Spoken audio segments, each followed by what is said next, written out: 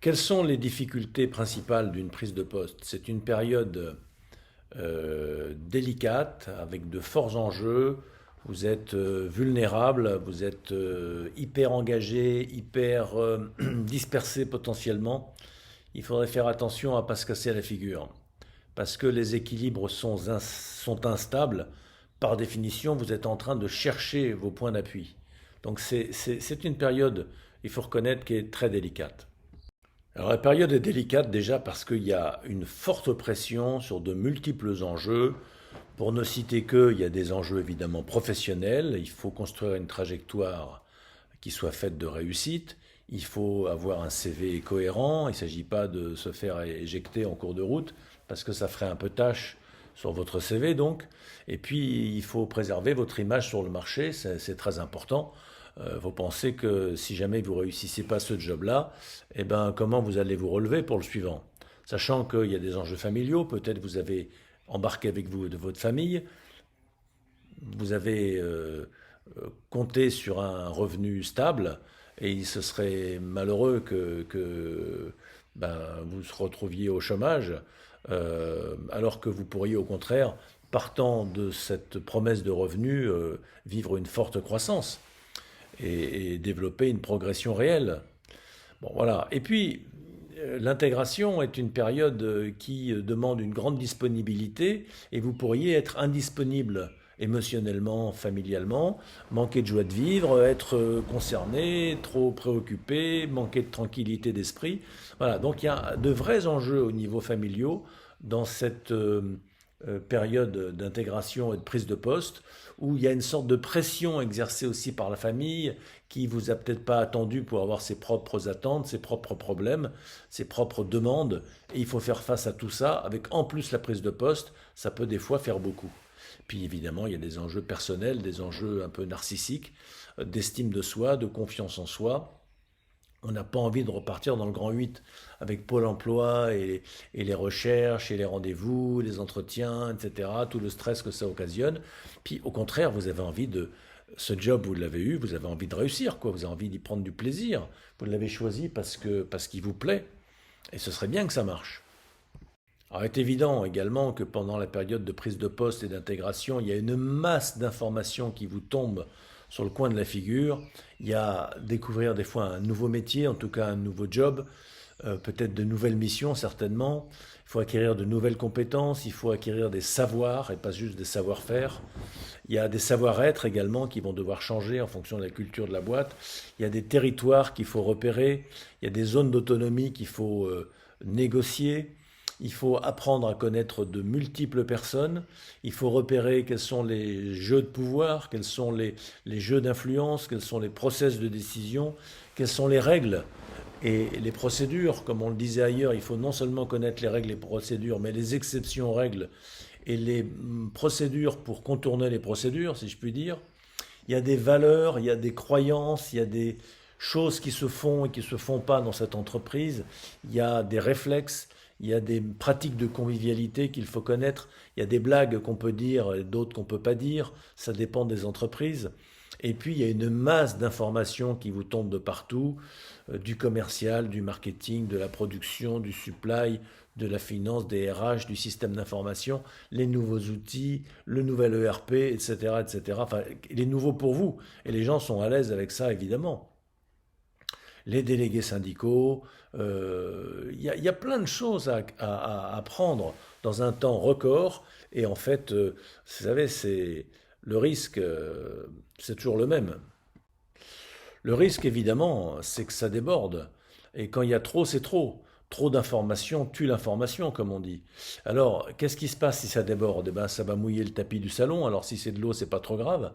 Enfin, si c'est autre chose que de l'eau, ça c'est pour l'image. Mais dans la réalité, s'il y a des informations que tout le monde pense vous avoir données et qu'on vous a données effectivement, mais que vous ne les avez pas intégrées, que vous n'avez pas mesuré leur portée, eh ben, ça peut vous conduire à commettre des erreurs, à commettre des fautes, et ça peut être très préjudiciable autant pour l'équipe que pour votre image.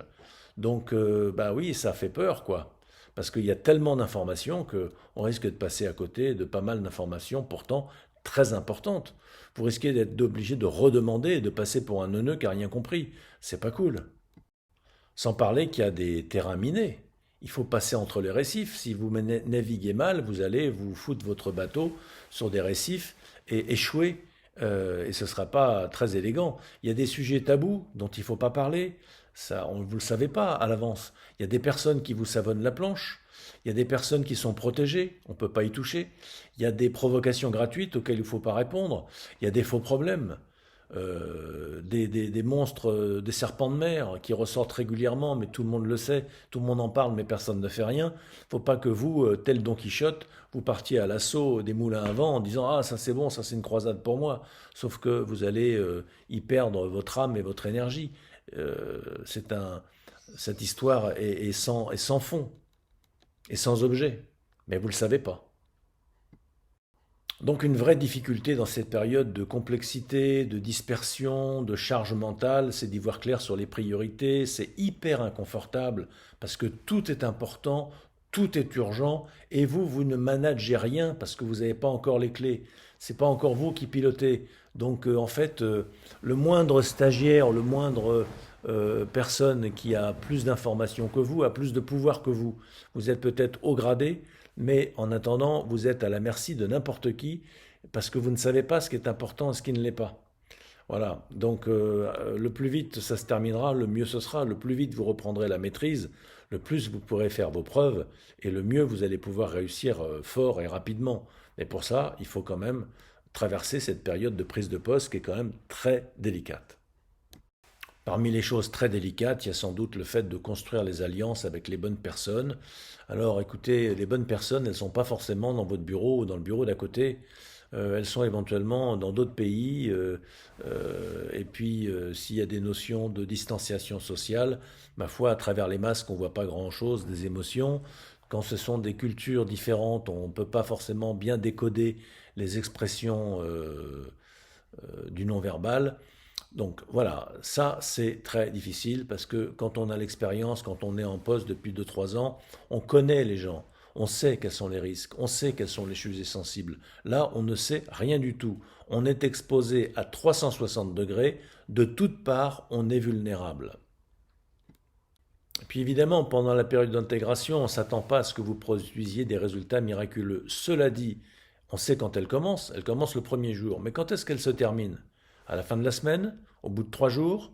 Au bout de 2 semaines? Au bout d'un mois? Est-ce qu'il y a un parcours d'intégration? Est-ce qu'on vous juge dès les premières heures, dès les premières minutes?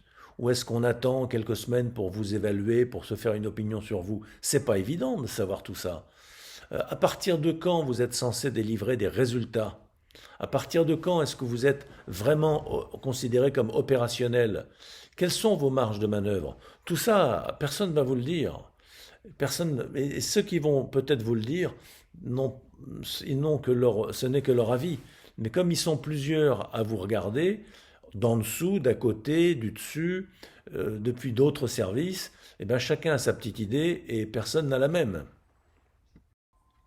Évidemment, il va falloir savoir dire non et poser des limites. Parce qu'il y a certaines personnes qui s'amusent à vous tester. Il y a également votre mesure qu'il va falloir respecter. Il y a vos propres rythmes. Il va falloir apprendre à tenir compte de vos propres besoins. Il n'y a pas que les autres. Vous arrivez, vous êtes en phase d'intégration, donc évidemment, vous êtes tout disponible, vous êtes au service de chacun, vous êtes très centré sur les autres, et c'est très bien, mais ce n'est pas pour autant qu'il faut vous oublier. Et puis, si vous ne le faites pas, ben vous allez payer ça très cher, hein. Vous allez avoir donné de mauvaises habitudes aux gens avec qui vous travaillez, qui vont donc continuer à vous sursolliciter. Et donc, quitte à être moins populaire, il va s'agir de savoir dire non. Il va s'agir de savoir dire que c'est pas possible ou que c'est pas pour tout de suite. Et ça, c'est pour certains très difficile.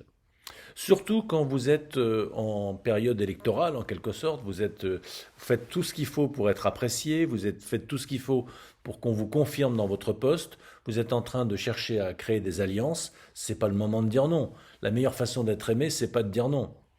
Mais je voudrais vous dire que la meilleure façon d'être aimé, c'est pas de toujours dire oui. En fait, c'est une croyance qu'on a que si on dit non, on ne va pas être aimé. Mais si vous avez un peu de maturité dans la vie, si vous avez déjà remporté quelques victoires, si vous avez déjà été exposé à quelques échecs, vous savez qu'il faut savoir dire non. Alors, dans un coaching de prise de poste, on va vous aider à repérer les matchs sur lesquels il faut se battre, ceux sur lesquels il ne faut pas mettre d'énergie, et les personnes à qui il faut dire oui, et les personnes à qui il faut dire non. Et on va vous aider à savoir comment dire non sans que ce soit irrémédiablement foutu dans votre relation avec eux. Parce que, et au contraire, il y a des gens, si vous leur dites non, c'est comme ça que vous allez gagner leur estime.